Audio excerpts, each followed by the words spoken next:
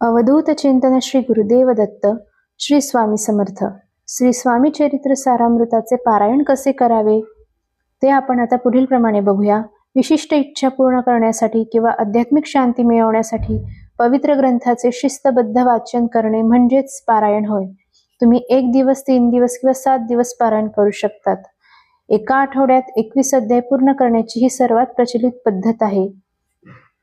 दिवस 1 अध्याय 1, 2, 3, दिवस 2 अध्याय 4, 5, 6, दिवस 3 अध्याय 7, 8, 9, दिवस 4 अध्याय 10, 11, 12, दिवस 5 अध्याय 13, 14, 15, दिवस 6 अध्याय 16, 17, 18, दिवस 7 अध्याय 19, 20, 21.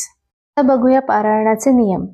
सकाळी स्नान करून स्वच्छ कपडे परिधान करून शांत ठिकाणी पूर्व किंवा उत्तर दिशेकडे तोंड करून बसा. स्वच्छ जागेवर किंवा चौरंगावर स्वामींचा फोटो किंवा मूर्ती ठेवा. दिवा आणि धूप लावा. पहिला अध्याय सुरू करण्यापूर्वी उजव्या हाताच्या तळव्यावर थोडे पाणी घ्या. डोळे मिटा. तुमचे नाव आणि पारायण करण्याचे कारण किंवा इच्छा मनात बोलून दाखवा आणि ते पाणी ताम्हणात सोडा. शांत चित्ताने वाचन करा. घाई करू नका. रोजचे वाचन पूर्ण झाल्यावर नैवेद्य दाखवा. स्वामी चरित्र सारामृत हा ग्रंथ वाचल्यास खालील गोष्टींमध्ये मदत होते. भीती आणि चिंता दूर होते.